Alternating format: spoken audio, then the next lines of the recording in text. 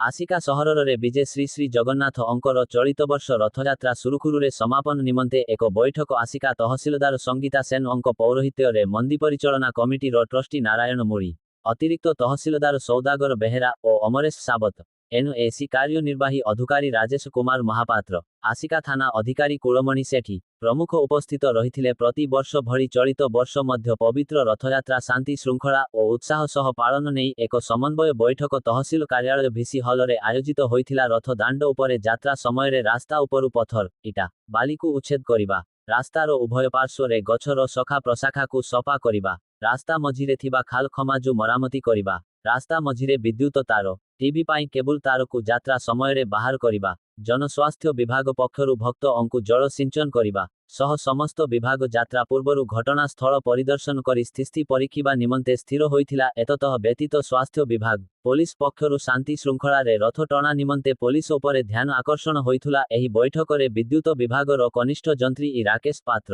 ବ୍ଲକର ଜିପିଡି ଓ ରାଜଶ୍ରୀ ସାହୁ, ଅଗ୍ନିଶମ ବିଭାଗର ଅଧିକାରୀ କୈଳାସ ଚନ୍ଦ୍ର ସାହୁ, ମନ୍ଦିର କମିଟିର ସଦସ୍ୟ ପ୍ରଫୁଲ୍ଲ ଚନ୍ଦ୍ର ମହାପାତ୍ର, ନୀଳ ମାଧବ ଦାସ, ତହସିଲର ବରିଷ୍ଠ କିରାଣୀ କିରଣ କୁମାର ପାଢ଼ୀ, ଅବସରପ୍ରାପ୍ତ ତହସିଲ ବରିଷ୍ଠ ସୁପରଭାଇଜର ବିଶ୍ୱନାଥ ଲେଙ୍କା, ରାଜସ୍ୱ ଅଧିକାରୀ